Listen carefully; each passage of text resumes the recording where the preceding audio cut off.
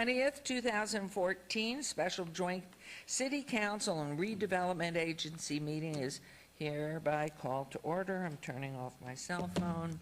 This meeting has been properly noticed and posted in compliance with the open meeting law. These proceedings are being presented live on KCLV, Cable Channel 2, and are closed captioned for our hearing impaired viewers. Please note some customers of Cox Communication who do not have a cable box may view this meeting on digital channel 89.5. The special council meeting, as well as all other KCLV programming, may be viewed on the internet at www.lasvegasnevada.gov. The proceedings will be rebroadcast on KCLV Channel 2 and the web Thursday at 6 p.m., Friday at 1 p.m., and Sunday at 9 p.m. For public comment related to items on the agenda, citizen participation and public hearing items, we have available a speaker card, which you may complete and submit to the city clerk up front.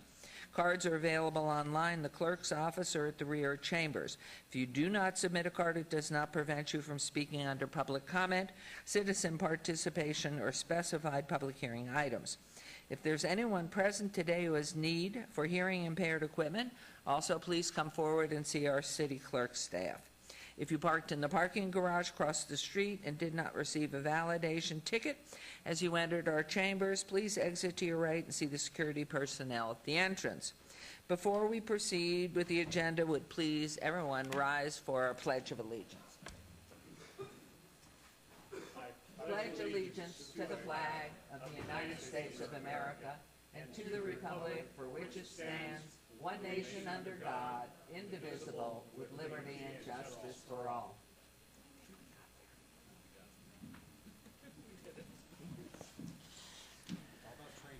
It is. Okay.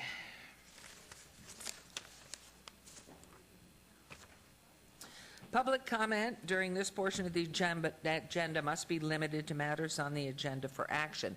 And today we are discussing the budget of fiscal year 2015. The amount of time any single speaker is allowed may be limited.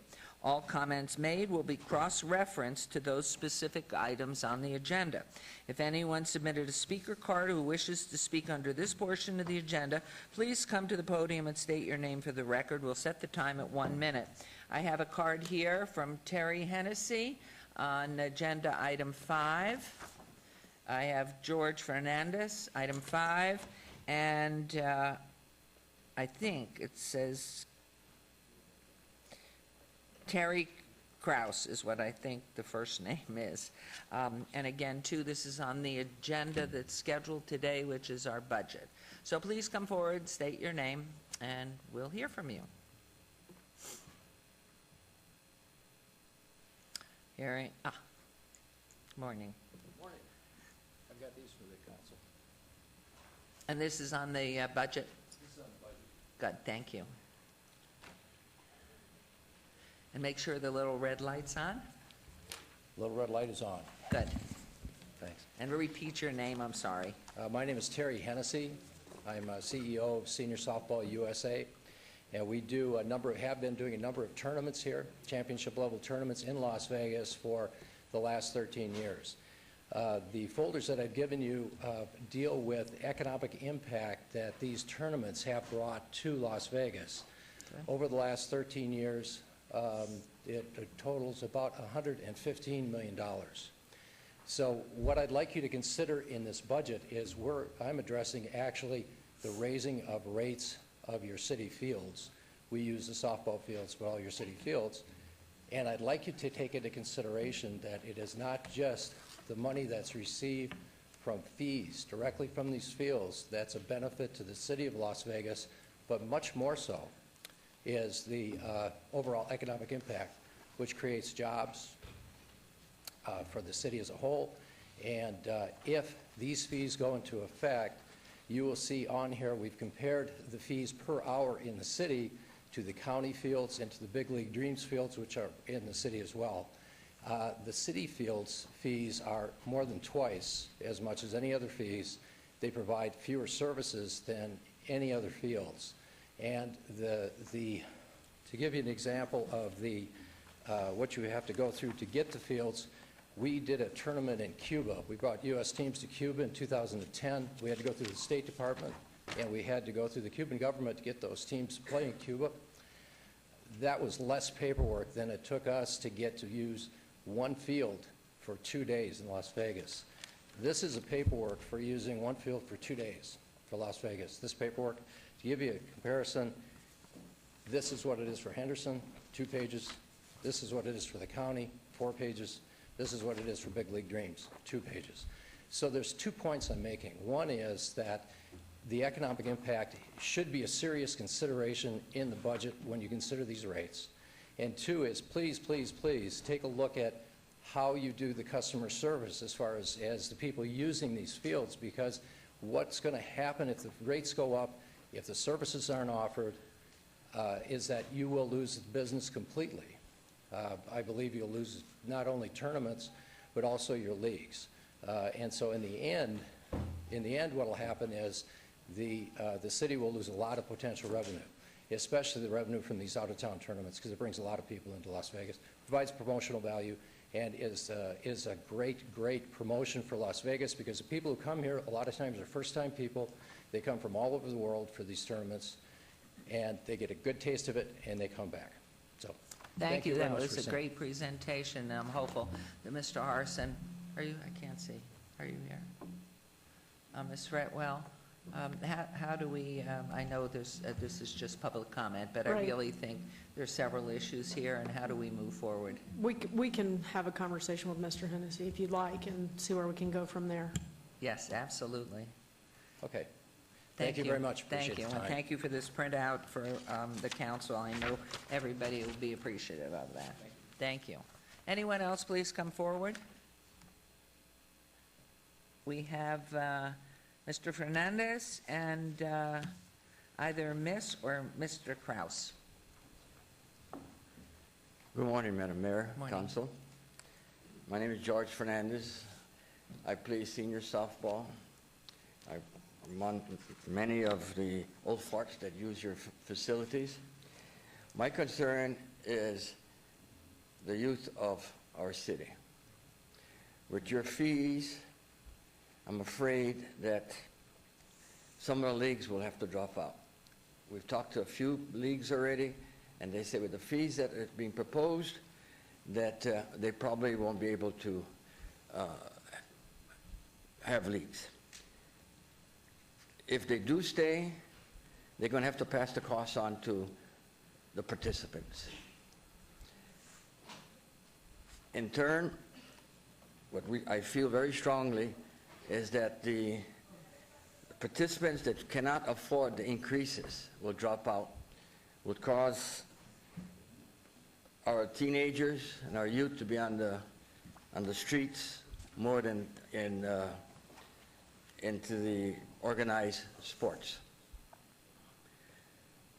As for tournaments, we pay the highest fees for tournaments, and we get the least, and I don't mean to be sarcastic, least amount of service. We use the fields. We have to bear the cost to maintain those fields. That means we are told that we have to pull all the rubbish, clean the park, clean the toilets, and even provide toilet paper. And we're not against the fees going up. What I'm concerned is the amount of the fees and the lack of service. And Mr. Fernandez, Yes. I've asked our city manager to make sure that with, maybe you will join with Mr. Hennessy in the future conversation, because I think this is something that needs to be explored. Certainly, we love senior softball. In fact, Oscar was telling me to call up somebody so he could play. So I just want you to know that you really he can don't call want me him. up or You don't Mr. want him. Kraus. You do not want that man, trust me. But No. the reality is, we want to make sure that everybody that plays softball, really, that we understand all of it. And we saw those application fees.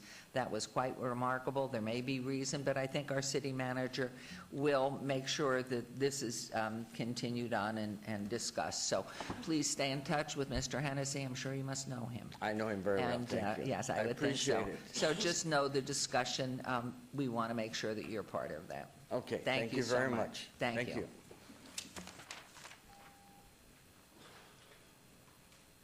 My name's Jerry Krause. I'm the president of the senior softball. Well, now you get included in the I group, too. Okay? I think they pretty well, the two speakers before me said everything, but I thought it was a little embarrassing for the city when they put those, the amount of raises that's going to happen to all these teams Okay. in sport things. I think overall, just comprehensively, just so there's an explanation, which at this point, I mean, it is public comment, and I shouldn't be doing it, but I want you to know what we've been operating under for several years, many years, is the city doesn't even break even on the costs of the lighting and the preparation and the quality of our fields, but we certainly want to address your issues. I mean, they certainly sound very significant. So if you will be part of that, the three of you will be contacted either by our city manager or her assignee, and we'll go into that. All right, thank And you. thank you, and play well. Good morning, Mayor. Great Hi. to see you. I'm Suzette LaGrange. I'm resident of Ward 6. Also the proud parent of two little boys, a 4-year-old and a 5-and-a-half-year-old that play in the Mountain Ridge Little League. And joining me is Christy Black, president of the Mountain Ridge Little League. When this message came out that these fees were increasing, many of the parents, and we serve over 680 children at Mountain Ridge Little League, when it came out, the parents were furious. They were frightened. They were concerned that they wouldn't be able to afford this for their children.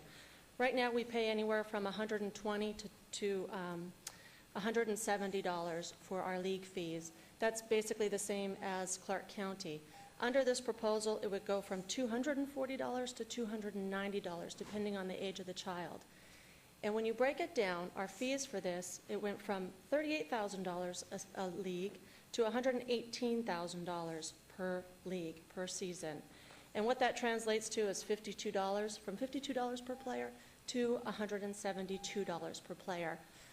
The other day I was contacted by a Little League coach that said, you know what, we have a guy on our team, he lost his glove, he can't afford it, his mom just had surgery, does anybody have an extra one? Somebody stepped up and said, hey, we've got you covered. These parents can't take these types of fee increases. You're going to upwards of $240 for, 10, 12 weeks? It's a very short season. Two games a week. 2 games a week, up to No umpires. $290 per season. It's just outrageous, and I hope that this city, in light of the facts of the information that has come out in the Parks and Recreation audit just recently, that you'll take a step back and let us at least work with the community, work with people like Christy to reevaluate this fee increase. Because they were increased in 2010, and now you guys are saying we need to do it again. I get cost recovery, but let's look at the cost and let's see what's going into those costs, because it seems a little bit out of whack. And I'll turn this over to Christy. Thank you. And will you repeat your name, please? No, not me? Ms. LaGrange, yes. I'm the president of Mountain Ridge Little League. My name is Christy Black. I'm really familiar with Councilman Ross. He was at my opening day. I'm not going to harp on everything that everybody's already brought up, so I'm just going to bring up a couple things that I just want the councils to know. Again, with the fees, of course, but with our community and our youth, like he said before, this is going to not allow children to play Little League anymore. That's been a staple of American life for 75 years. That's a huge concern to me, that these kids are going to be missing out on that. That's first and foremost. Second of all, our field maintenance, we also provide an outside field maintenance, and I pay for it every month to take care of what they don't take care of. There's many, many things, and I could bring my field maintenance and guy in, and he will give you a list of things that are not taken care of. Honestly, we're provided trash bags, toilet paper. If we have a pot, that's where the base sits in, maybe 3-4 times a year. Does that have a problem? They fix that, and they cut the grass a couple times a week. Other than that, nothing. Occasionally, they spray off my bleachers, and that's about it. But it's just, A gradual increase to me is not going from $3 to $10. A gradual increase to me is going from $3 to $5. That would still be affordable for me to maintain a league. And we are the largest Little League in the state. They would be missing out on a lot of revenue. So, Great. Yeah. Good input. Thank you very much. Thank you. Yes, Mayor, Councilman. if I may ask the young lady a question, please? absolutely. Young, nice. Thanks for the compliment. Okay. What fields do you play from? As far Mountain as the- Ridge. Mountain Ridge? Yes. And so, just so that I have a clear understanding, you work through the city of Las Vegas in order to secure Mountain Ridge, correct? Yes, correct. And what is the fee that the city of Las Vegas charges you to utilize our fields? This season was $36,000, and that was from March 1st through July 31st. And how many tournaments do you have out at? between Tournaments, we that don't have 36 months? tournaments, but we have 64 teams that average between 12 and 18 games per team. And then we also have an end-of-the-year tournament, and then along with that, in Little League, as you know, we have All-Stars that move on to Williamsport. And so you charge, how many teams? 36 teams? I have 64 teams. I'm the 64 largest teams? in the state. Okay, so 64 teams. So you charge each one of those 64 teams to play in the league, correct? Yes. And how much do you charge the team, each The team? little guys from 4 to 6 are 120 Per the- team or per player? per kid, per player. And then it goes up to rookie ball, which is a coach pitch. That's 140. And then it goes up to A ball through 17-year-olds and seniors. So it's roughly around 7 years old to 17, and it's 170. We are the lowest rates in the district. And so what is, and so I think, what is if I may, the oldest team I've been that you have? advised by our attorney, we're not to be asking questions during this portion of the Okay. council meeting. Good I enough. think, again, I think I opened that can of worms just by making comments that was, then became open, so I'm You're sorry more that I than have welcome to to contact me. curtail You can go this. through the website Thank if you, you'd like. Okay, thank you. thank you. Anyone else, Close this please? Public comment? No questions? I have a question of you. Oh, Thank you, Mayor. this is public comment, actually, and it it's a was my question. fault to open it to During this comment. time, I just wanted to ask legal counsel a question on this issue as long as it's come up. Now, during this hearing, are we allowing testimony at any time? During this agenda item, you're only allowed for public comment for individuals to come up and speak on an agenda item. That's it. But But not, it's not a public hearing. during our budget hearing, which is going to follow this, Then that is a public hearing. people can approach then the council to ask questions or to give opinion, testimony, and to answer questions of us. Am I right? I don't recall what the procedure is for this hearing today. The agenda items for items number 5 and 6 are a public hearing for possible action, so they Okay, can so I come just up. wanted to know where we segment this. Where would these be possible to come up so that the councilman and I could ask questions During the and- public hearing so there will be agenda time. items. to get our questions answered? Then that's great. I'm sorry, Ms. Funicello, at which point in the hearings? In The end, the items concluding? number 5 and number 6, they're Okay. agendized as public hearing Okay. and for possible Okay. action. So you can entertain any questions, any At that comments time. at that time. Okay, thank you. And to all the leagues and folks that are here, Mayor, with your permission, we've directed Betsy Fretwell and staff to get with all of the leagues to have this discussion about these fees. So obviously that hasn't taken place yet. So for those of you that are here on that item, The meeting you've requested hasn't happened yet, yes. Yeah, my name is Larry Outlaw. I'm one of these staff members from District 4, which is mainly most of these leagues that are here. Our district administrator, Mike Aker, is not able to be here because my daughter's having some surgery, so I kind of come in at the end of it. But, anytime we could have a meeting with anyone and go over that, we have all our records Right, we will. of what they pay and what Thank each you, we league will. does and so forth and so on. Thank you. Because they're all nonprofit anyway, too, so. Correct. Thank Thanks. you. Hi, my name's Don AC. I'm with Larry. We are both umpires. Don't hold that against us. Umpires with Little League Baseball. We're volunteer umpires. And like Larry said, Mike Aker, the district administrator of District 4 of Little League, couldn't be here today. but would really like it if he could be included in some of the discussions that'll take place, I guess, after Certainly. this. All right, Thank you. Thank you very much. very much. Anyone else? Okay, we'll close the public comment, and at this point, and we'll move on to agenda item 5. And so here we are, public hearing for possible action regarding fiscal year 2015, City of Las Vegas, tentative budget, and fiscal year 2015, City of Las Vegas, final budget, including the 5-year capital improvement plan. This is a public hearing which I declare open, and we will now be hearing from our city manager and our finance, Ms. Appleyard. So we will go to Ms. Fretwell first, please. Mayor, I'll just make a couple of brief introductory comments. I'm the city manager, Betsy Fretwell. The budget we have before you shows a slight growth in it. We've had a bit of revenue recovery. But I want to just put some things in perspective. We still have $30 million less than we had at peak. Okay? We still have a deficit of somewhere around $8 to $9 million. We've had severe underperformance in some of our traditional revenue sources that have helped buoy us up.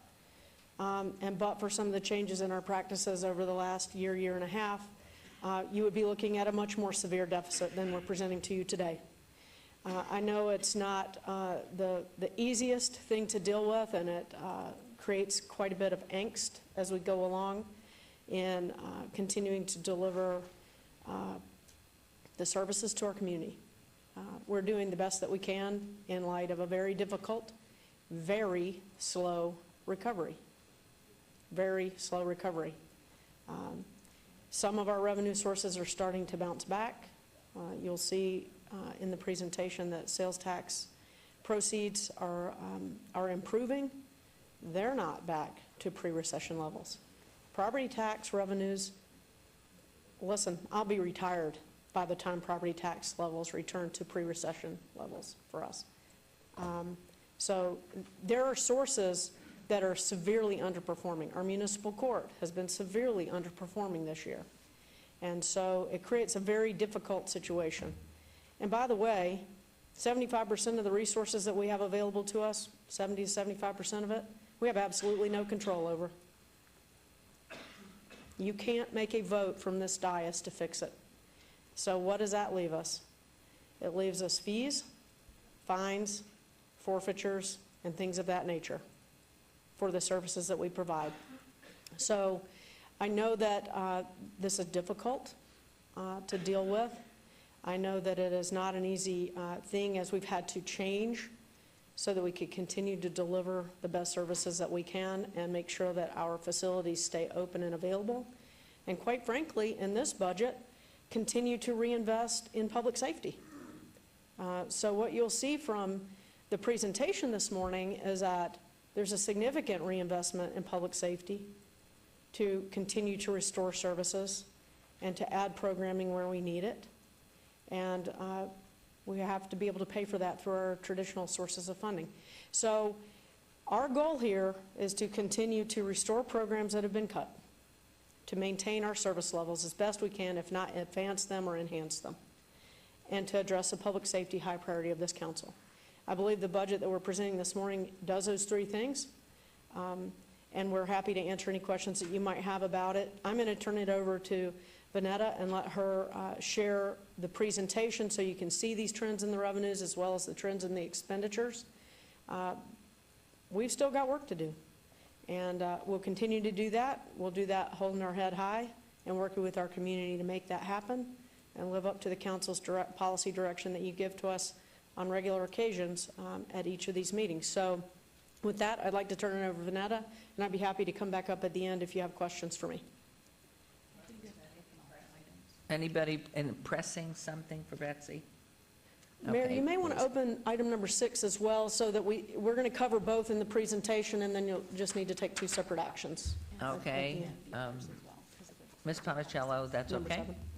Thank you. 7 and 8 apparently, because they're covered in the end of the presentation. 6, 7, and 8? Yes, just open them all up. Okay, we're just and going we'll to cover open them all up. So Yes, ma'am. public Thank you. hearing this is.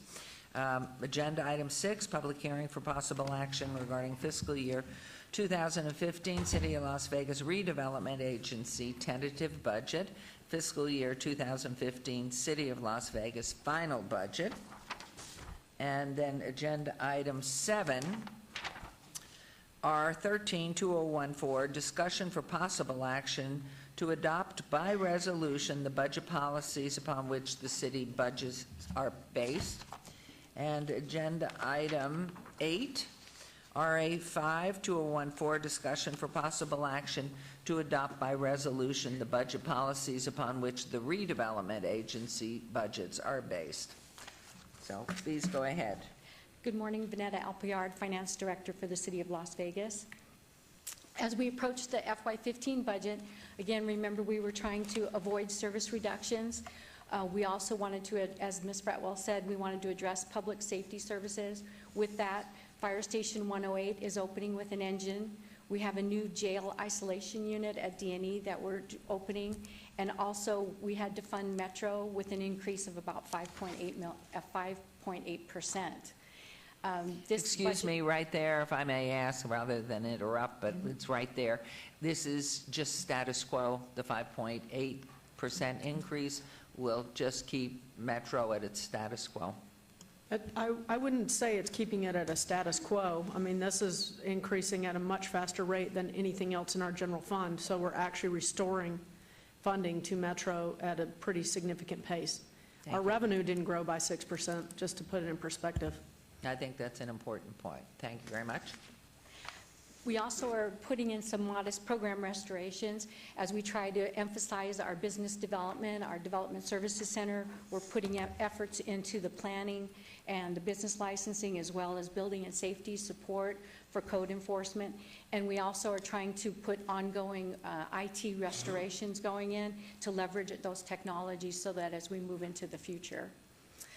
Again, we always want to support council's strategic priorities, and we're continuing to implement that ongoing review of revenue enhancements as we try to balance our budget. This will give you an idea of the positions that we are adding during this budget cycle. Again, we're adding 41 positions to the general fund. This takes into consideration the staffing for Engine 1 at Fire Station 108, the corrections officers at the isolation unit, and some other fire support staff that we need. The remaining departments, planning, business licensing, and IT, and building and safety, are the 11 positions that we've just talked about. The other funds, enterprise funds, as you know, are business-type funds. They're supposed to break even. They operate like a business. And because their revenues are able to support some additional positions, we're adding one in building and safety for code enforcement issues and engineering. Sanitation Enterprise Fund, that's going to be the workers that maintain the storm drains and help with the street cleaning downtown. Parking enforcement, as we try to develop that program, we need to add people into that program as well. And again, information technology, trying to leverage our ability with IT resources is important. And city facilities, just keeping up with all of the properties that we have. So a total of 55 positions will be added in this budget. So with that being said. One question. Oh, question? Would you care, may I be recognized? Thank you. Please, Council. Vanetta, would you care, I looked at this list. Thank you very much for providing it for me. I guess you made a copy for everybody. My question is, I want to make sure here, it would appear to be safe to categorize these as line positions, with the exception of one analyst, senior citizens. It varies, not very many support. It's generally line people. Like what we really desperately need downtown is the odor control, the sewer maintenance. It's becoming so overloaded that we've had to, get out there constantly. And I see that it in fact does line item says downtown cleanup. So out of the 5, 4 of them are maintenance and 1 is inspector. So it's field, not inside staff. Not by and large, the 55 positions are folks that are going to be outside. The firefighters, the license officers, the marshal at the courts. It's pretty good. There's no admin. There's no admin increase here that I see. Very, very little. I think we had one in building and safety. They needed some support staff. Okay. Well, just putting your 55 positions in context. Yes. I think it's The important to tell majority of what them kind are of people they online. are. They're direct. Yeah, all right, thank you, ma'am. Thank you, Mayor. Thank you. Could I ask a question, Mayor? Please. Under your general fund remaining positions and other funds, did you add to code enforcement? Yes, we did. And how many? I believe there was 2 in that list. 2? Okay. And will we be having some code enforcement on weekends? We have one person right now that does the weekends, and some of our problems, we have to have someone there when the problem occurs and it's on the weekend. My understanding was I felt that, thought that they had already been making a change to reschedule and reprogram and have that cover the weekends. So Chris is going to help here. Mr. Knight's here. Where do you turn it on? It's on. Oh. There. Chris Knight, Director of Building and Safety. We have 2 code enforcement officers that work the weekends right now. Todd Friley and Eric McCoy work those weekends. How long have they been doing that? They've been doing that for 3 or 4 months. 3 or 4 months? Yes, okay. ma'am. And we had 2 prior to that. We had someone retire, and we moved Todd Friley, or Eric McCoy into that position. So we've always had 2 inspectors on the weekends. The other thing, Excuse me, Chris, I just want to tell you, when we have gone and requested on weekends, we've been told, not since you've been there, but we have been told so often that there was only one on the weekends. yes, ma'am. We've also trained one of our weekend inspectors that works Saturday and Sunday, Ray Family. We've given him some training on code enforcement issues so that a building inspector, if the code enforcement guys are swamped, that building inspector can take over and help with that as well. So, Thank you. Thank you very much. I just think that's really much needed. Thank you. yes, ma'am. We agree. Thank you. Please continue. So with those restorations and additions, we'll be spending $498 million in the general fund. And as you can see, salary and benefits is 53%, or $266 million of that. The next largest piece is Metro. Our share of Metro is 37%, and it's $127 million to our budget. So that there's a lot of emphasis there. And then the next one is our non-labor. It's $86 million, and that is just, again, part of the restoration of the non-labor type efforts. So another way of looking at it, with this pie chart, it shows you where the emphasis is, and you can see public safety is 66% of that $498 million. And the second being general government, that covers most all the rest of our staff, as far as like business license planning, all of those are technically considered general government. And the next significant one is our cultural and rec. So that accounts for the 9.6%. And Metro, again, is in that public safety number. So with that, we need to Mayor. generate some revenues in order Mayor. to. Excuse me, Councilman Barlow? If we may go back to that slide, just real quick, just so that I'm clear. Metro is a part of the 66%, but does that also include fire and D&E? Fire, D&E, and a portion of public works, as it works for public safety on the roads. Okay, just wanted to make sure. Yes. Thank you. And so, moving forward, I would actually like to see that broken out as far as what percentage of the 66% are broken out into those areas as far as building and safety, detention and enforcement, Metro, and fire. We can do that. Thank Okay. you. So from a revenue perspective, we're looking at an overall increase of about 4.8%. C-Tax, we've been watching that very closely. We're growing that at 4% based on historical trending that we've seen this past year. Property tax, we're increasing it at 3%. And what we wanted to remind you is in that 3%, we have $12 million that's still being abated. So as assessed value is going up, remember we've got that abatement because of our rule. And the tax cap for residential and non-residential right now is at 3%. So therefore, property tax can only grow at 3%. We're pursuing those revenue enhancements. Again, the areas that we've been looking at is the EMS transports, recreational fees, muni court fees, business licensing, and building and safety. We're hoping that that will bring us $7 million in revenue enhancements, the majority of which is coming from the EMS transport. Mayor? Yes, please, Councilman Barlow. Thank you. I see you have the 3% tax cap for the residential piece, and you have non-residential. Does the non-residential break out to the commercial? Yes. Okay, so as I understand it, the 3% tax cap from a legislative standpoint is for residential, but then it was 8% for commercial. Are we just talking about the increase overall on an average? Or where's the piece for the 8% commercial tax cap? The 8% commercial, there's a formula that is basically taking into the average over the 5-year running total, and with the assessed value and taking into consideration that, I believe it turns into a 3% rate as opposed to an 8% Okay, so that's what I'm saying. rate. So that residential and non-residential still averages out to 3%?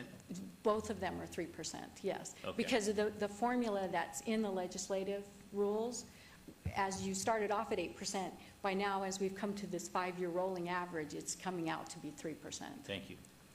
Okay, Mayor, thank if I you. may. I Mar- hear you. Mark Where are you? Vincent. There you are. We did brief on this, and Councilman Barlow may have missed it, but there was the way the formula works, the 8% is a little bit of a misnomer. There's 2 tiers. Once you get to the non-owner occupied single-family residential, the cap is 8%, the lower of 8% or, and the or is the greater of 2 times last year's CPI or the 10-year AV growth rate, average AV growth rate. We have negative average growth rate in AV for the last 10 years. The CPI was 1.5% last year. So there you 2 are. times 1.5 is 3. 3 is less than 8, 3 is the cap. It's been dipping down for the last 4 years because of the recession, and theoretically could actually be less than the 3% residential cap, which is a flat cap for owner-occupied single-family residential homes. So we can make that briefing available to you, but there is a common misunderstanding between the residential, single-family residential owner-occupied and all other. It's not exactly an 8% cap. It So can't be you're more. projecting that to be We flat know- next year as well? We know that it is 3% for for all other property. It's the same rate as owner-occupied residential single-family residential, only by virtue of the fact that the CPI was 1.5% last year. Thank you. So Mayor, as a follow-up to what Mr. Vincent just shared, Mr. Vincent, how do you project we surpass or at least approach that 8% in order to capture more revenue from a property tax standpoint? Well, the purpose of the partial tax abatements is to prevent runaway sort of inflation. Remember, this came up in the 2005 legislative session when we were seeing the real estate bubble was growing primarily on land values. And so the intent of it was to prevent the real estate bubble from artificially increasing property tax 20, 30, 40%. We saw that level of growth for a while. Now that bubble has burst, values are down, they're starting to climb back up to what some might argue are relatively normal levels, but the cap, the mathematics of the cap prevents us from recovering as the real estate market recovers. That cap prevents that because based on the formula, which didn't really consider the Great Recession and this big real estate bubble that burst and is now recovering, we've now set new lows that can only grow based on that formula regardless of how the real estate market actually is performing. So it's not necessarily a prevention, it's just a matter of the way in which the formula is crafted. It's a slower process to get us back to that point at a quicker pace? Well, put it this way, if the average cap were to remain 3%, We have, I think our real estate peak was probably 2008 or 2009, one of those fiscal years. So we're 5 years after that. We still haven't, nowhere close to that peak. That peak, by the way, had the caps in place. So real estate, property taxes were only growing at whatever the caps were for those fiscal years, which probably were close to the 3 and 8%. They were close to the 8%. At 3%, it would take us another 15 years to get back where we were in 2009, regardless of how the real estate market performs in general. Right, and now, that's why I new said- construction is excluded from all that, obviously. Right. When it comes on the tax roll as new construction, it comes on at its normal tax value, but then its growth rate is still limited by those caps. Right, and that's what I meant as far as Yeah. an outright prevention. Yeah. It's just a slower process of a 15-year mark, as you would point out, as far as getting back to where we once were in 2008. Well, going back to Ms. Fretwell's comment early on, she apparently intends to retire within 15 years because she said she would retire before we get back to where we were. So that was the reference to her comment. That's what she was referring to. Thank you. Thank you, Councilman Ross. And just because you're hammering on this thing, Mr. Vincent, I think there's some legislative discussions about this in the next session about how this has impacted local governments. And I think, Betsy, I think you've heard those discussions or people talking about it as well. So I just want this council to be aware that as the legislature tried to do a great thing a long time ago, it certainly hasn't worked out that well for local governments. And so it's going to be interesting to see how that may change in the future. So I just want to make that point, Mayor. Thank you. Since we're talking about property tax, we thought we would let you see the overlapping property tax rate. As you can tell, it says 3.2782. That's how much is in the property tax. Of that, Las Vegas is 0.7715 cents. So you can see the majority of it's going to the school district. We get 23% of that overlapping property tax rate. And this diagram just kind of shares how the other entities overlap with the taxes that we are paying. So, Mayor, if I may just jump in, this budget does not include any change in your property tax Correct. rate.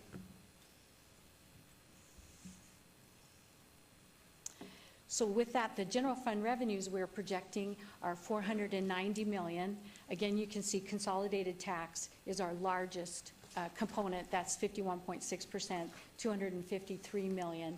Our next one is property tax, and that's $90.7 million. And again, that includes our FSI, which is Fire Safety Initiative, so 0.9 cents has to be used for fire operations. This gives you an idea of our general fund trending over for revenue and expenses. As you can see, we've been pretty much tracking revenue and expenditures. We've dipped down in FY10, broke even maybe in FY11. FY12, you can see we were in the red, and FY13 was a good year, but you can see FY14 and FY15, we are projecting to be in a deficit position for both of those years. This gives you that same chart with the numbers, and as you can see, we are going to have the $490 million, and in revenue, again, consolidated tax, as a reminder, we're growing that at 4%. Property tax, we're growing at the 3%. Business license and franchise, we're also growing that at 3% based on the trends that we see right now. And in that other category, it shows a 10% increase, but don't forget that's where the majority of that $7 million in revenue enhancements is showing up. So, please, Councilman Thank you. Ross. But I know these are conservative percentage estimates. Am I correct? in our opinion, I think they follow with the trending that we're seeing right now. I mean, we think that consolidated tax could perform a little bit better, but how sustainable is that? I mean, we always have to kind of watch that with a mindful eye. Thank you, Mayor. And what is the mandated fund balance reserve? What percent? We have a 12% mandated, but we have an aspirational goal of 20. Okay. And we have that on the next slide, so we can talk about that. Yes, Councilman Coffin. Thank you, Mayor. So what we see on this graph is, for instance, for FY13, and we're just about to finish FY14, we see that we underestimated revenue for 13, and we budgeted appropriately, and revenues came in a little above in FY13. So now we're at a point here, FY14, again, revenue looks in the estimate as if it is going to be under expenditures, but isn't it likely that the revenue will again come up above expenditures when it's all balanced? When it's trued up, I mean, I don't know when that's, September, October?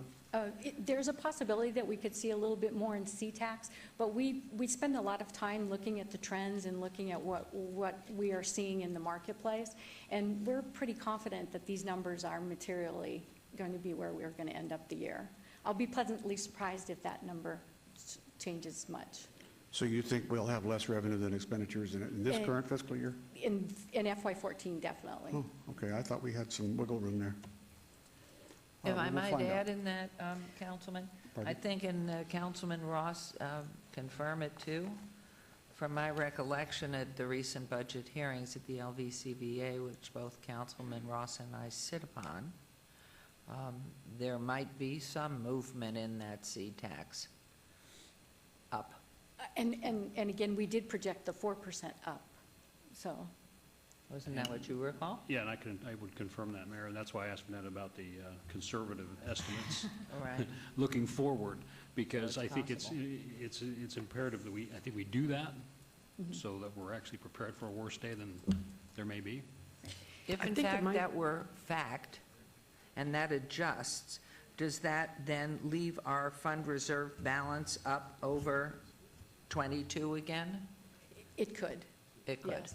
And just as a reminder, when we budgeted FY14, we were projecting a $9 million deficit. So we are performing better than we had originally budgeted. Okay, that's And we all took right. that into Yeah. consideration. Thank you. Mayor, I may just want to point out, I think this might be what Councilman Coughlin was referring to. You could see that last year's performance in fiscal year 13 to our estimated performance in fiscal year 14 shows about a $10 million difference at this point. About $8 million of that is due to the Muni Court underperformance. Just so you know, I mean, that kind of blew a gaping hole into our budget. Had we not had that, we would have come in the black this year. And had we not had some of the fee enhancements that we implemented this year, that number would be way worse than what you're looking at right now. And what was the explanation, if I might ask, again, about the underperformance of Muni Court About a 30% decrease in citations. caused by? Lack of citations being issued in the streets by law enforcement. And it's not just municipal court. It was also encountered at justice court. So it's a systemic problem.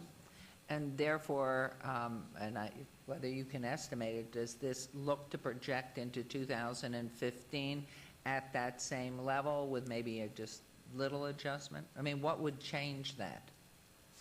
Vanetta may want to speak to the exact estimate on the municipal court revenues, but what changes it is more enforcement in the streets is the bottom line. And Vanetta, I think we kept it pretty flat, but I may be wrong, maybe a slight recovery in that number? What we noticed in the last quarter, we've seen a little bit of uptick in the citation revenues. So we did see a little positive growth there. So we did project that in, but it's still nowhere near the $7 million that we've been losing right now.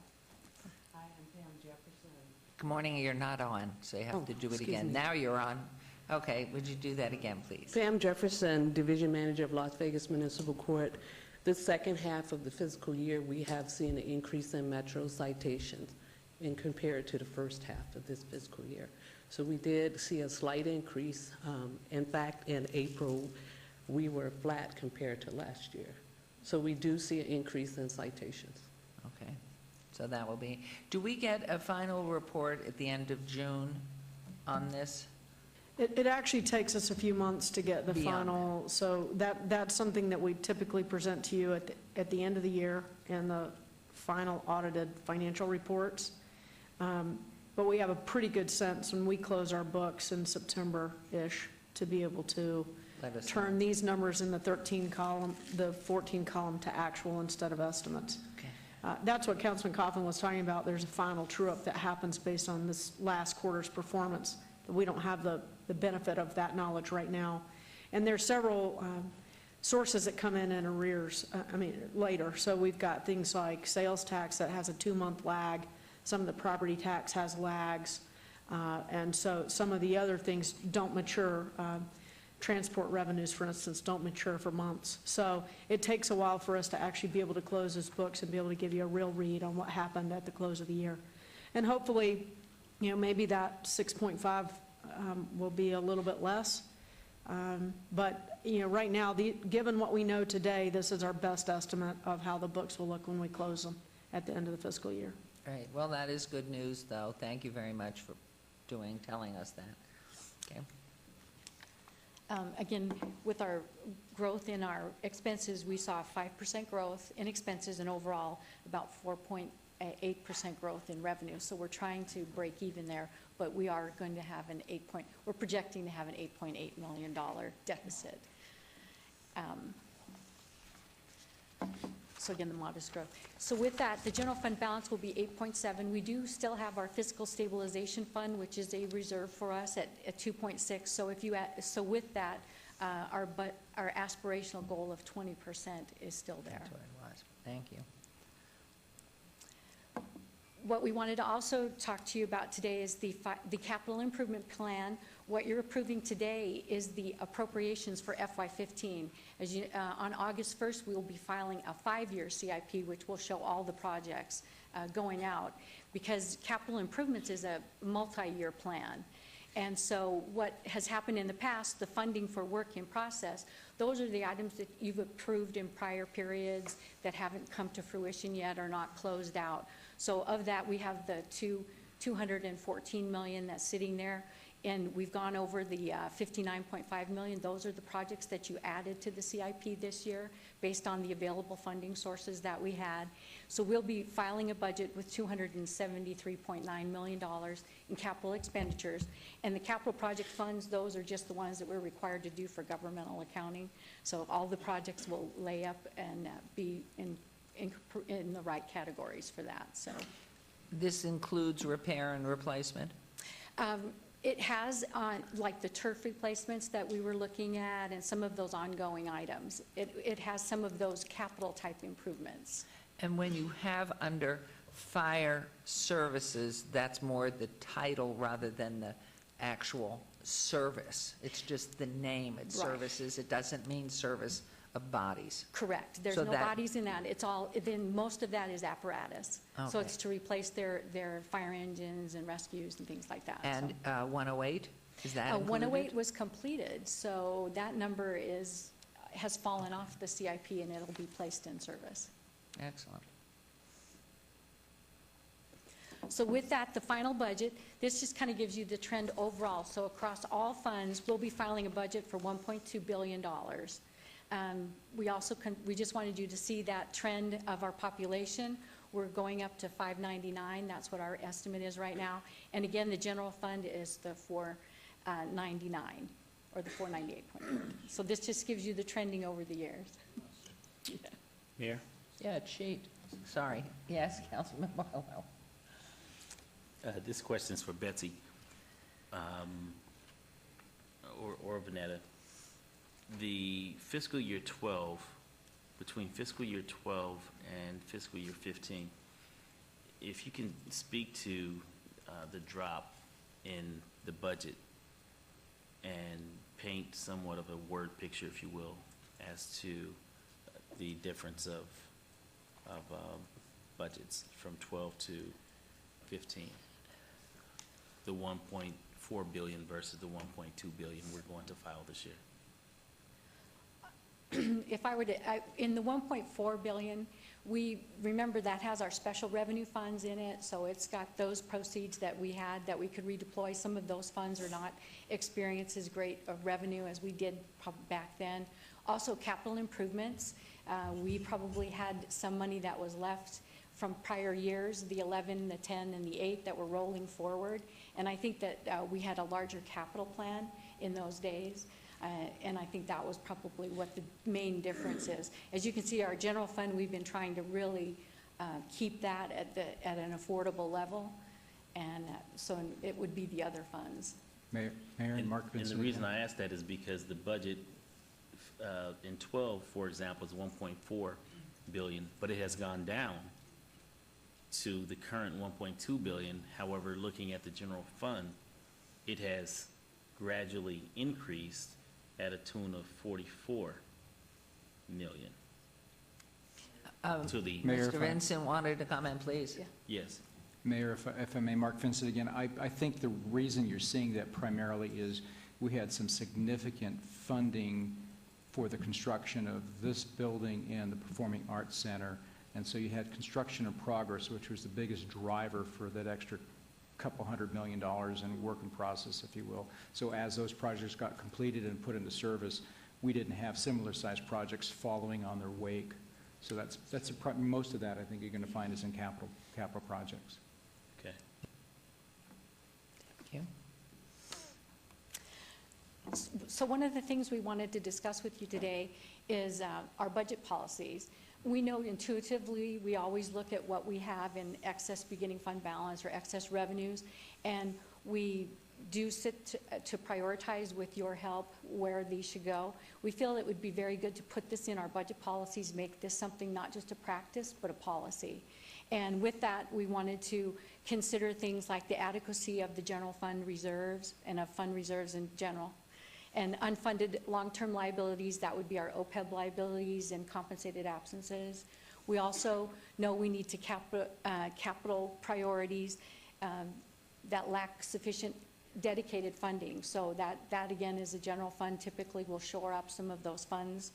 And then there's always the operational expenditures such as employee compensation benefits, any kind of ongoing infrastructure and maintenance that we need to do. And if you deem that we need new programs, but we wouldn't endeavor into those unless we knew that was sustainable, because those are not one-time money. So we just wanted to modify the budget policy to include this so that it becomes a policy and not just a practice.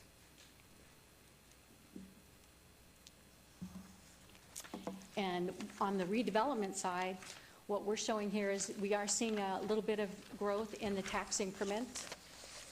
We have our set aside and our other revenues giving us $16.8 million. It's not quite as high as it was in the previous year. Operations-wise, that we're continuing to invest in the program expenses. That's the VIP and the Quick Start program. So the excess, the shortfall for the RDA will be about $1.7 million. It'll bring their fund balance down to $20 million, but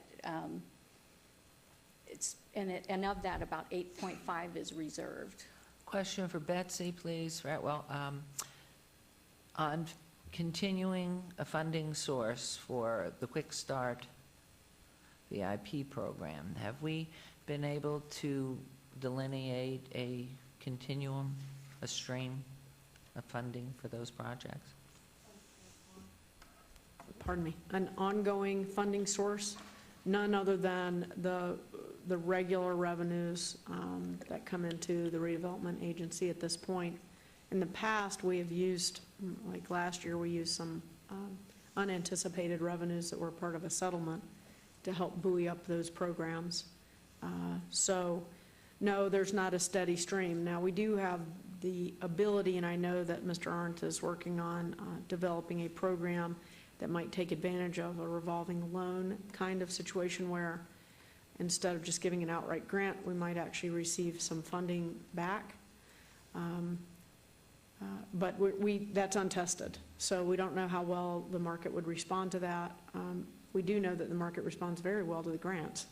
So we're trying to work to revamp the grant program to support your priorities for economic development and work with the community to develop new and different protocols associated with that. You know, we've had lengthy discussions about which projects are gaining support. Should we be supporting multiple projects with one owner? Should it just be one? All those things are under consideration right now as we refine and revamp the program. But there are funds in this budget to have a modest program going forward. Okay, Bill, thank correct you. me if I'm wrong, but I believe there's a few. Where's Bill? though, how much is in that for the Quick Start and VIP? Up $200,000, $300,000? For the record, Bill Arntz, Director, Economic and Urban Development. We've budgeted for new projects for visual improvement program, $500,000. That's out of the agency budget. For Quick Start, we budgeted $250,000. That is actually out of our general fund portion of our budget. It's not out of the redevelopment agency. We did budget some additional funds for what we could label carryover projects, meaning projects that we've committed to by contract, but that have not yet spent the funds in the current budget cycle, this current fiscal year. So we have to essentially reappropriate that money to honor those contracts. Okay, thank you. That's down, though, 250, what we had before, correct? Correct, and Ms. Fretwell alluded to this. We've also budgeted $500,000 for a new revolving loan fund program. Assembly Bill 417 authorized that. There's some challenges to implementing that. The parameters are fairly strict, such as the maximum size of the business. The loan term can't exceed 5 years, which is shorter than market private sector loans. So we're kind of wrangling through that now, but we expect to take some policy proposal to you next month at next month's council for your review and consideration. Thank you. The other piece I did want to ask, and really probably goes down to Mark, with the funds that sit somewhat idle that are invested, and with investment slowly creeping up, where do those funds go into? The general fund? Any of the investment the city has financially on its funding? Actually, Vanetta can answer that very well, but yes, the investment earnings, GASB requires us to record investment earnings into the funds that have the cash. And then there are other limitations. For example, if the sewer, if the sanitation enterprise fund has cash that's earning interest or investment earnings on, it has to remain in it. We can't transfer it out any longer. So there are limitations there. And we also have statutory limitations on how we can invest. It's very, very conservative. It's primarily U.S. securities, AAA corporate paper. The rates are considerably, pretty low because we're pretty much a short-term investor because of our cash flow needs. So none of that could go into, for example, the Quick Start program as we see increase in return on investment? It could, but it's already programmed in the general fund budget, so essentially you're taking it away from something else already. Well, and the general fund is supporting the Quick Start program next year. Oh, okay. Just trying to get you money. Thanks. Thank you. Yes, Councilman Beers? Thanks, Mayor. I'm netting the tax increment and the 18% set aside and coming up with a figure that the legislature has authorized the redevelopment agency for its top line revenue. And this is the third year that it won't cover debt service, I believe. It might be the fourth. I only see 3 exposed. What, and I think Betsy, you just said that the general fund is funding the Quick Start piece. What does the law say about all this? Clearly, this was not anticipated by the legislature when it set up redevelopment agencies. Well, I'll probably defer to Mark a little bit on this as well, but it looks like with the revenue, well, let me just back up a second. One of the things that we're trying to do is stabilize all of our funds. And so the redevelopment agencies had the exact same experience on property tax that the general fund has had. So, if I may, yeah, sure. Worse in some respects. Correct. Because being the incremental dollar, right, we take the full hit, whereas when property value goes down, as we saw from the pie chart, the city in general only takes a quarter of that hit. Right. So one of the things we've been having to do is try and utilize our assets in a smart way. Selling some of them, that's been able to help buoy us up. The other thing we've been able to do is utilize some of the funding that was available in some of our nonprofit affiliated organizations to help address the shortfall in the redevelopment agency. And I think we feel pretty confident that we're working our way out of this interim shortfall. and trying to manage our program expenses, but keep the programs alive that you all have been very supportive of, things like Quick Start and VIP and expanding the redevelopment area to include redevelopment area 2, et cetera, et cetera. So we're continuing along those tracks. As Councilman Ross indicated, if the legislature sees fit to make some adjustments to some of the property tax legislation, then that may help us recover more quickly. You know, we're also, you know, constantly working with the assessor to try and figure out, are we getting the right amount into the redevelopment agency under state law, because it's a very complicated calculation. So we're trying to cover all those bases at the same time. So I hope that kind of answered your question, but those are the things that we're employing to manage through this, you know, underproduction in the revenues. So we sold bonds when things were going pretty fast. Well, and most of my developer friends have sold many of their cars and put their kids in public school. And I guess we're different because we can always pull money from general taxpayers looking to get their fires put out and their 911 calls answered and their streets pothole free. I wish there was a better solution. Thank you. Okay, please continue. Thank you, Mr. Hart. With that, we wanted to recap some of the questions that you had during some of our briefings and workshop and make sure that we had answered all of your questions. We knew you'd ask the question about the labor cost of CLV and Metro, and we provided that schedule to you. The workforce demographics, we also provided a schedule on that. Monitoring of contracts for the lowest price, that was Councilwoman Tarkanian, you had asked about certain contracts. We know our policy, anything under $50,000, we do get 2 bid quotes. It's part of our policy. And if it's under 10,000, we're only required to get 1 bid.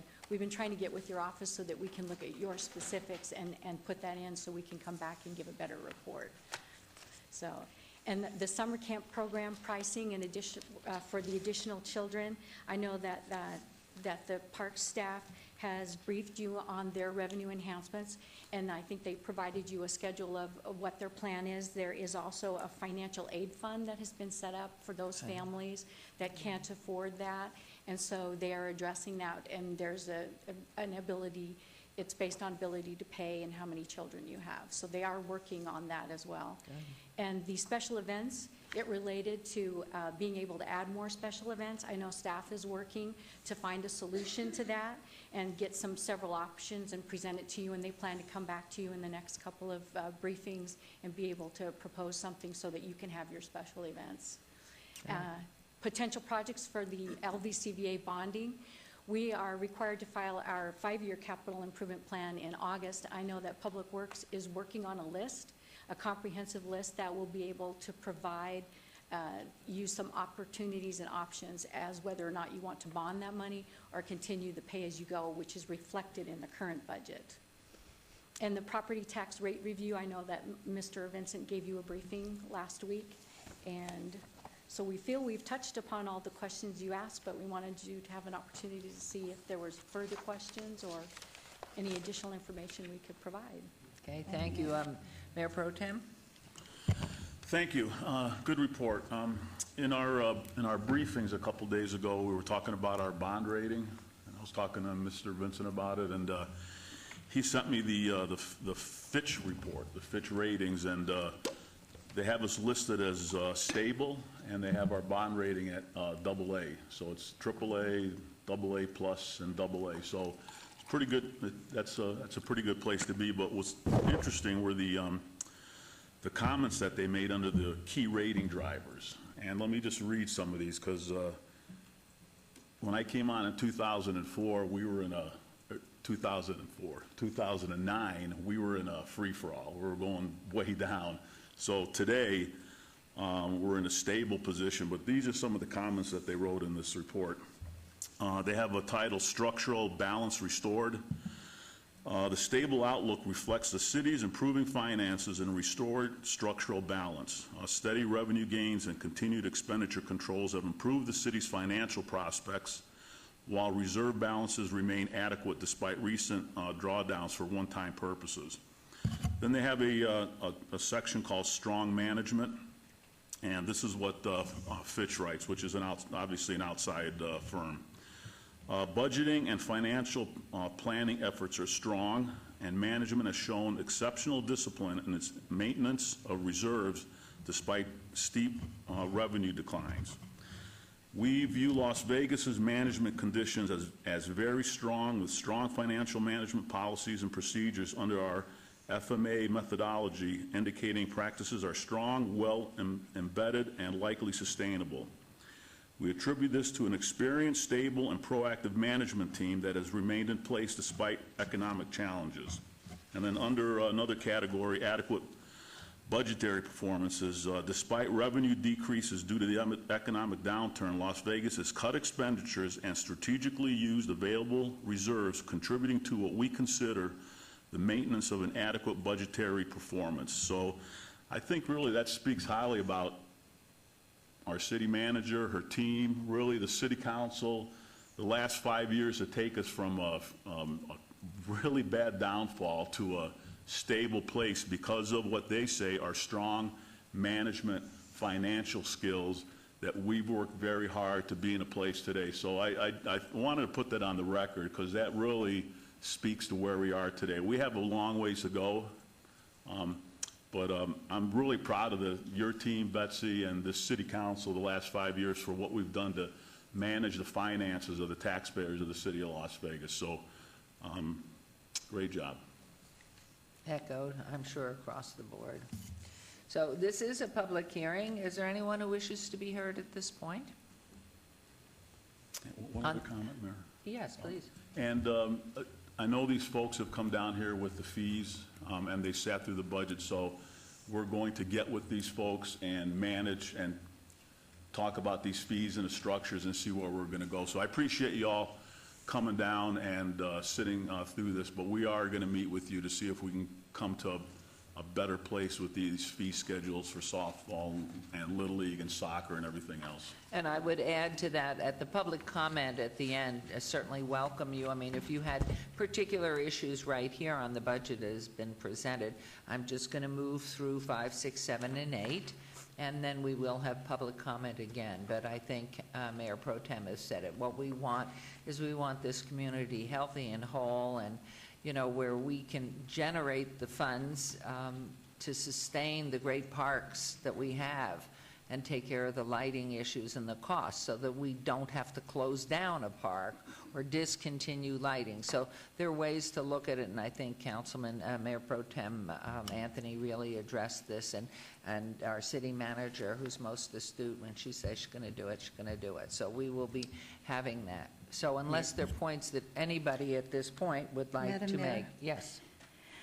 I just wanted, I agree with what Mayor Pro Tem has said and was going to say something very similar myself.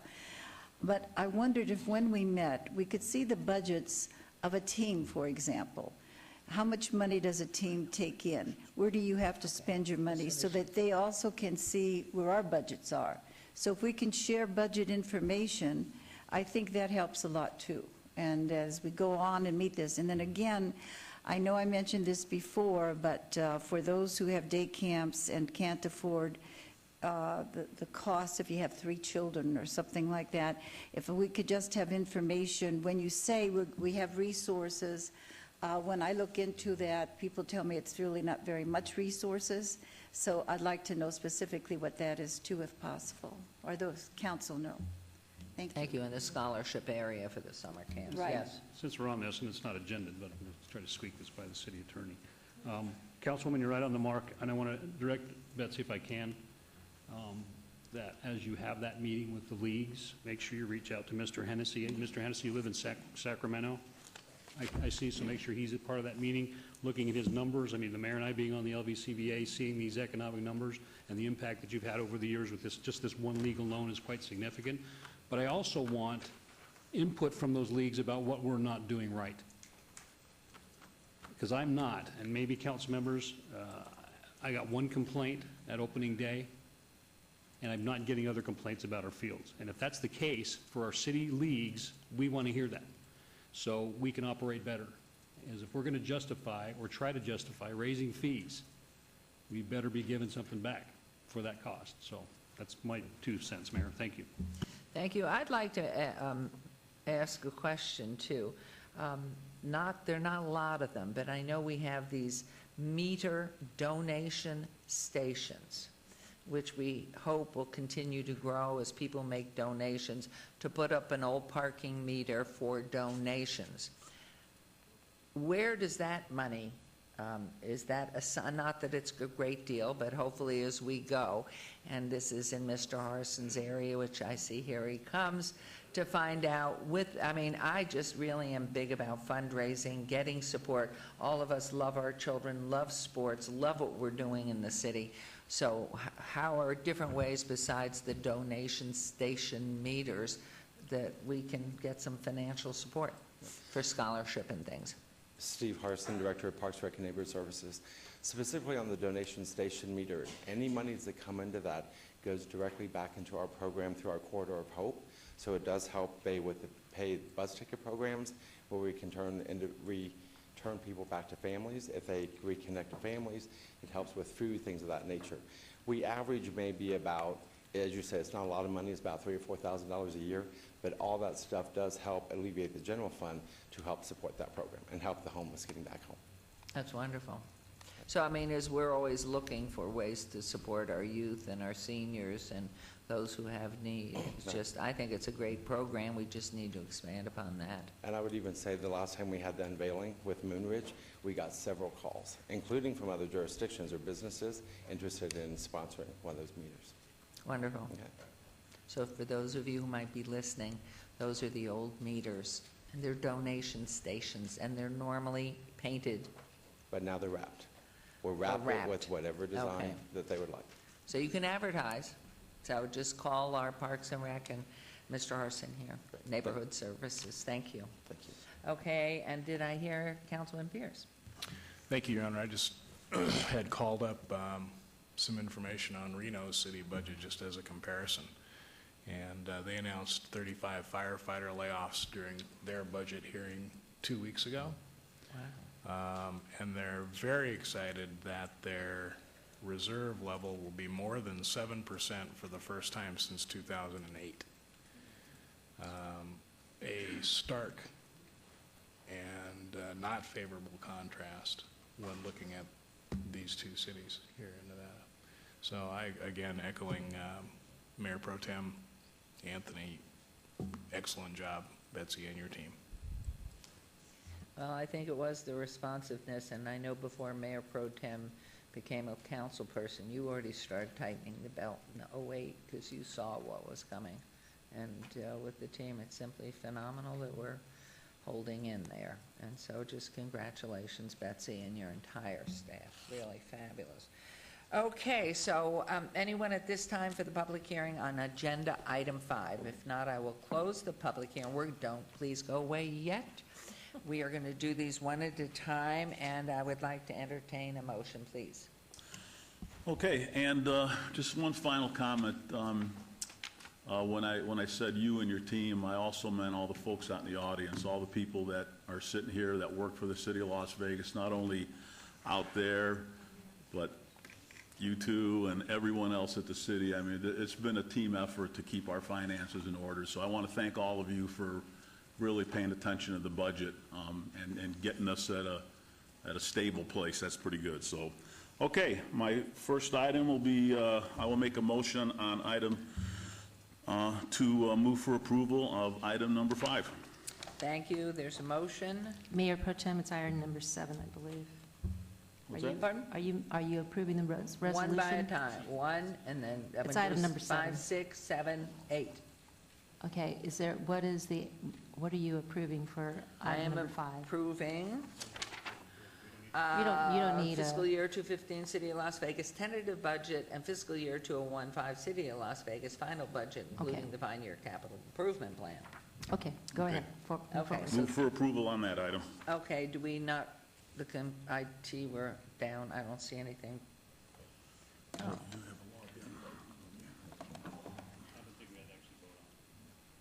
So please, there's a motion, please vote. So, what? Mayor Pro Tem is really there. We have to sign in. I didn't. I've been looking for that. Everybody's looking. Could you help everybody on the bench? They're. We signed in on our side. Oh, you're just too smart down there. We're just a little bit behind at times. Okay, so we're getting there. We need Councilman Coffin, Barlow, and Anthony in.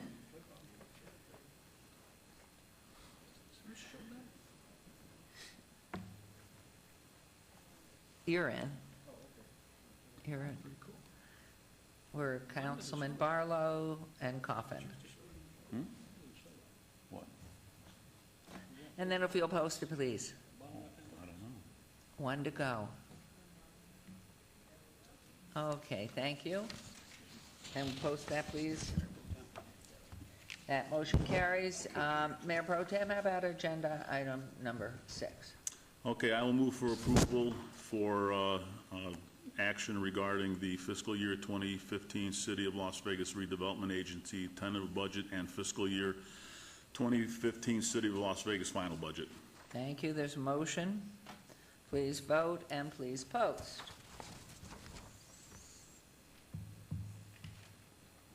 That motion carries. Agenda item number 7. Mayor, I will move for approval of agenda item R13, 2014, action to adopt by resolution the budget policies upon which the city budgets are based. Thank you. This motion, please vote and please post. Comment on the motion. Excuse me? I'd like to comment on the motion. Thank you very much. Thank you, please. Your Honor, I think this is where the rub comes, where we have constituents who are needing services, and we have decided that we have a policy that we have a minimum ending fund balance of 12%. We aspire, or it's been called an aspirational goal of 20%, and we're actually a little above that. If you look at the budget as adopted on item 5, the policy upon which the budget is adopted is based on these goals. And the goals sometimes become tough because that's where I think every member of this board and every member out there understands, or should understand, that if we were to make a decision to carry less money in reserve, we could afford to support the parks without fee increases. We could afford to do other things. And so I want to make sure that people understand that it's the security of the entire city and the bonds upon which our debt, is resting, really, all our finances. And it's all the things we need to make sure that we continue to go is the reason we have these high margins. You heard about Reno having a reserve of 7%. That's just ridiculously low. That's perilous, and that ruins your bond rating. So this is the appropriate time for me, I think, to say that I felt that the management is doing a good job, and this is not ultra-conservative budgeting. It's conservative. It's preserving the assets, because really that budget is way underfunded. And I think that's important to know. But if we were to fund it in everything we wanted, we wouldn't be able to balance. So we've cut here, and hopefully the positions we added, our policy indicates never to add people you don't need, and don't add admin when you can add line positions, and they've done that. And I think those policies stand true, and that's why I'm going to support this particular vote, and it's why I supported the other 2 votes. We need to make sure that people understand we just can't leave ourselves at risk. We are not out of the recession here in Nevada. And as you heard the councilman, as city manager say, we have a long way to go. She says she'll be retired before we reach that revenue point again. And I believe that, I'm sorry to say, is true. But if we got some more authority from the legislature to perhaps make some adjustments in the short run, I think it would be good. I hope it's part of, I'm sure it is one of the goals of the Nevada League of Cities at our next legislative session. But without that authority, I think we'd be risking too much to cut the margins any closer. So for that, I reluctantly say yes, I'll vote on this too. Thank you. Would you please post on number 7, please? And that motion carries. Agenda item number 8. Item number 8, RA 52014. I will make a motion to approve action to adopt the resolution to budget policies upon which the redevelopment agency budgets are based. Thank you. This motion, please vote and please post. And that motion carries. Ms. Appleyard, wonderful job. Yes, Councilwoman. I just wanted to say what a great job you've done, but in addition to that, I really think it's important if you concentrate in using the funds we have to make sure we're maintaining our parks, as was already been mentioned, also our libraries. I happened to go to a library and to see a play that was in the county. And you know, it's a beautiful building with beautiful facilities, but it was not maintained at all on the outside, at least, you know, the dirt, the accumulation of everything. And I think that's really critical in our parks too. And I've mentioned it before, but as we use our funds, make sure we maintain the maintenance. And I believe throughout the country, this is something that's being emphasized. Don't let what we have already deteriorate as we're trying to build new. That's all. Thank you. Thank you. Mayor. Thank you. It's me. It's Beverly, the city clerk. I'd like to make a clarification on item number 6. It was the fiscal year 2015 City of Las Vegas Redevelopment Agency tentative budget and the fiscal year 2015 City of Las Vegas Redevelopment Agency final budget. It does not reflect that on the agenda. Okay, thank you. And thank you, Ms. Appleyard. Just thank you. We are now at the citizen participation, and based on the fact that all of you had spoken earlier, I welcome you to come up. But more importantly, I want to make sure that you have given the city clerk, if you wouldn't mind, either in written form, your contact information with your name, so that the time that our city manager has moved forward with creating this dialogue and opportunity, that we have the correct information how to contact each of you. So with that, citizen participation, public comment during this portion of the agenda must be limited to matters within the jurisdiction of City Council and Redevelopment Agency. No subject may be acted upon by the City Council and Redevelopment Agency unless that subject is on the agenda and is scheduled for action. If you wish to be heard, please come to the podium, give your name for the record, the amount of discussion, any single subject, as well as the amount of time any single speaker is allowed may be limited. Are there any members of the public who wish to speak under this portion of the agenda? And I'm going to ask our city clerk, Mrs. Bridges, how would it be best for them to give you the information? Just if you'll stay put, do you want to give them a piece of paper? Everybody sign in? What would you like? Yes, we have some paper, and if they'd like to come up after the meeting's adjourned, I'll be happy to take that information. Okay, this is Mrs. Bridges here, our city clerk, so please do not leave without giving that information. Most important thing is our communication and sharing, and we can only do it if we have the right phone numbers, emails, addresses, or whatever. So thank you very much. Anyone who does want to come forward and speak under this portion of the agenda? That's all right. Again, it's Terry Hennessy from Senior Softball USA. I'd like to say that we've done tournaments over a number of years here. We look at Las Vegas City as a long-term partner. The reason we believe we're a success and others are a success, whether they're in government or in sports or in business, is that they're able to establish long-term partnership to look out for the interests of each other. In seeing your finances and what you've had to go through and knowing what you've had to go through the recession, I want to congratulate you on addressing those issues. My part in this is very small. It's a very small part of the budget, and it isn't just to help us get relief from these fees, although obviously that's a part of it. A larger part of it is we are worried about what's going to happen long term. So when you're looking at these fees and increasing fees and decreasing services for any sports facilities, keep in mind that it's the way the world works. If you increase the fees too much and cut the services too much, your participation is going to fall off to the point where you won't have anyone there to use them. So my suggestion here is be please very careful in how you balance that. I know you have to balance it. I know you have a budget you have to work with. We'd be more than happy to give you any input we can give you to help you in that endeavor. Our goal here is to make sure it works long-term. We want to be coming back with these major tournaments to Las Vegas City for a long, long time to come, more than 15 years. So, thank you very much. Betsy will still be here, don't worry. Okay, thank you very much. Thank you, thank you. You've been most positive and helpful, and we certainly hope this comes out so everybody understands and we're able to move so it works well for both sides of the coin here. But thank you, and thank you for what you do for the seniors and for all the Little League sports that go on here. They're wonderful. Okay, Councilman Just Coffin. if I could add a postscript to that comment. The only complaints that have come in today are in relationship to our Parks Department and our budgeting in that area.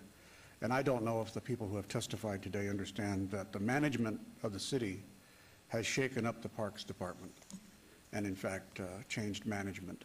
And it is to introduce better management techniques. And its merger with Neighborhood Services that happened a few years ago may or may not have been a mistake, but it became a very large agency. And so by taking those departments and splitting it up, I think we're going to have a better response to problems and complaints to people who ask and want to receive some help.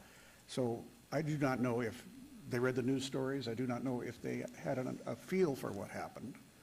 But it's public record now that big changes have happened in that area. And they are for good reasons. And our city manager is to be applauded for taking these actions. And they were not easy because employees who suffered changes were popular people, and that's never easy to do. And so I suspect that you'll be able to get your questions answered faster, and that, in fact, your dialogue and any barriers between you and the council probably won't be quite as opaque, anyway, as they were. So I hope that helps observers of the meeting, Your Honor. Thank you. Anyone else wishing to be heard? I'll close the, pardon? Okay, come on back. And restate your name, please. Absolutely. Thank you. My name is Christy. Oh, this one's not on anymore. It My name is moves with Christy you. Black. I am the league president at Mountain Ridge Little League up in the Northwest area. Just a couple things. I was crunching numbers as Councilman Barlow was kind of asking me about it. I sat back and kind of crunched some numbers really quickly, and it's just from my league, so I can't attest to the rest of the leagues in the district. But we pay $45 for our big field to be prepped. That's twice a week, and we pay $30 for the other 6 of our fields to be prepped, and that's twice a week. And that's beyond what the city does. So just to tell you, we don't get chalked. Like I said, I could bring my field maintenance guy out here, and he would give you a list of everything they do wrong. They overwater our fields every day, creates a sandpaper for the kids to basically slide into. So that's one thing. So just crunching the numbers, $33.75 per kid in my little league just for field maintenance, and that's for the whole year, for the whole season. $56.25 for umpires per kid for the whole season. $50 for a uniform for the season, obviously. $2.47, and that's for trophies. Our little guys get participation trophies, so every kid gets one. Our bigger kids from 7 all the way to 17, first and second place, get trophies. $1 roughly for balls for usage. And then $52, which is our highest fee, well, other than umpires, for our field allocations. That goes to $195.47. The highest that I charge is $170. So the rest of that money is being collected through sponsorship and through our concessions. So just to kind of break down the numbers at least. Things about the league, we've had a sewage smell up there the whole entire season. This is the 3rd time I've called about it this morning. I haven't called you, but I have called. I emailed you a couple weeks ago. I didn't get anything back from you. I called, and I will name him because he actually does answer everything I need. He actually does it. Howard Tucker is a city employee who is a tremendous help to me, so I will definitely state his name out loud. I spoke to him today, and he's been in touch with Bingham, Mr. Bingham, in charge of plumbing. Okay. Am I correct? We also, the bleachers are not sprayed off regularly. Last year we held state tournament. That's an honor. It happens every 4 years in the city of Las Vegas. I was honored enough to host that. A lot of work, as you all probably know. I had to fight to get my bleachers cleaned off before the rest of the state came down to visit. Handicap, we have a handicap stall that I've had 2 people locked into, reported it the first time and nobody came out. Somebody got locked in again, reported it again, and then there was a sign put up and it was fixed within a week. So at least it's fixed now. The most important thing is communicate either with your councilman or his staff, or just find somebody, because we will make sure we communicate to the staff, and they are really responsive. Yeah, my air conditioner If took they 9 know. I mean, the Yeah. key is to get to the somebody. I do communicate with Okay. them. I do communicate with a city employee, and honestly, I'm not going to name who I usually communicate with. But anyway, my Right. air conditioner took 9 days to fix. I had outlets that took 2 weeks to fix. Yeah. So those are just kind of little things that I had jotted down last night that were of an issue, and that's just in my park. And my park is beautiful, and I will say it's the most beautiful one probably I think in the our district. parks are phenomenal. They have Right. been, and we get tremendous compliments. I will tell you, Absolutely. my 3 sons all played Little League, and what you have estimated isn't far off, and now their sons are playing in Right. different leagues. Yeah, it's South, correct? Right, Mhm. and those costs are there. I have a real concern, and Councilman Coffin's ward, having gone to some of the Little League openings there, because they're not in the same economic bracket to be able to pay for what you're paying for.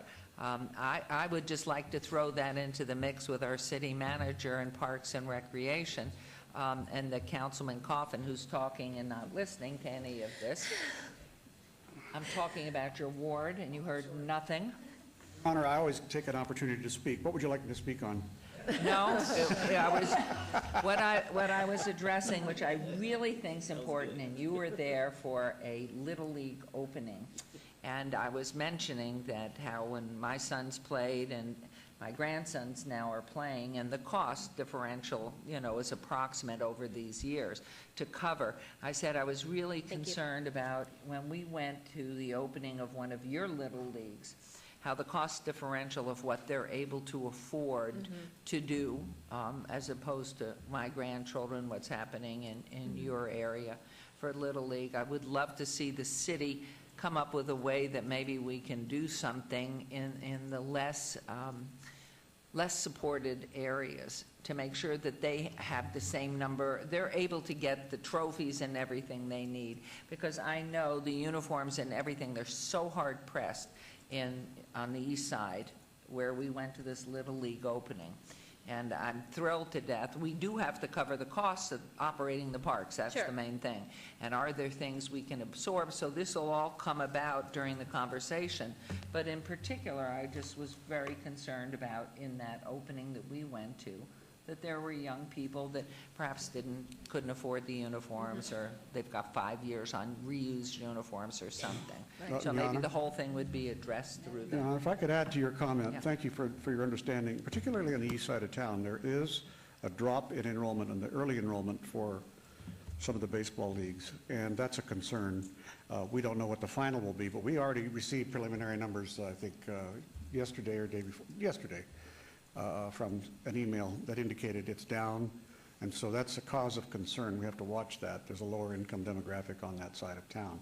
But I can't ever miss an opportunity to brag about the city, because we moved here in 1951, Christie, and I was a beneficiary of being able to play for free pretty much at the city park, which is where the freeway cuts through and near the old city hall, near the Mob Museum today. There used to be the city park, the only city park. And then Hadland Park was built. But literally, that's how we had our recreation. But sponsors paid a lot of the bills. And that's the key in the league, is to find the sponsors for each team. And we do, my sponsorship person, almost 100%.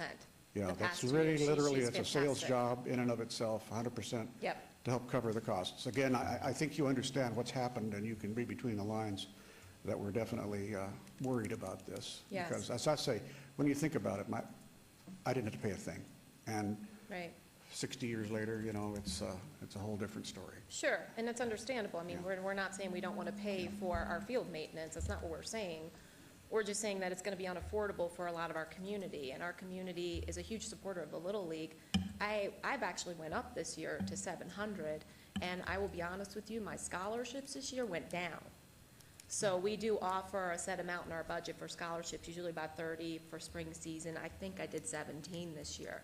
So they've actually went down, and that, of course, is to say the economy's getting better, as we all know. But, you know, it's next year, I can't charge these people almost $300 No, but to it play is, baseball. as Councilman Coffin said, and maybe there are PSAs that can run. We're looking for sponsors. It's all in the sponsorship that cuts down on the parent involvement, and certainly to help with any area that seems to not have the funding to get the uniforms or get water, get enough trophies and things. I think that whether it's through the social media that we're looking for sponsors, but it's sponsorship that will continue to reduce and make more available to you. And like I But said, we appreciate what you're doing, and part of this Right. conversation will help, and maybe we can help you collect lists of names of sponsors who would love to That would be sponsor a lovely. team. Yeah, that would be lovely, So because we thank you, like I said, I Councilman have Ross. 100% sponsorship right now. So that's Which is testament, wonderful, right, yeah. testament to my sponsorship officer. You know, and just, if I may, Mayor and council members, just to brag a little bit about this young lady, she puts in countless hours. My wife and I coached for many years, and when you're running an entire league, it's quite different than when you're just running a team. And I must say, you touch the lives of those children every day, and you know you do, and that's why you do it, because Yeah, you love it. For sure. Because I know your kids are out there playing too. They're not. They're not anymore. I have been on the board for 4 years. This is my second year as president, and I haven't had a child play there the whole time. Now, what does that tell you? My What son does is that tell you, 18. council members, about her? As we spoke at Yeah. opening day, my son was on the Science Bowl team That's that you right. honored here. He graduates in 2 weeks.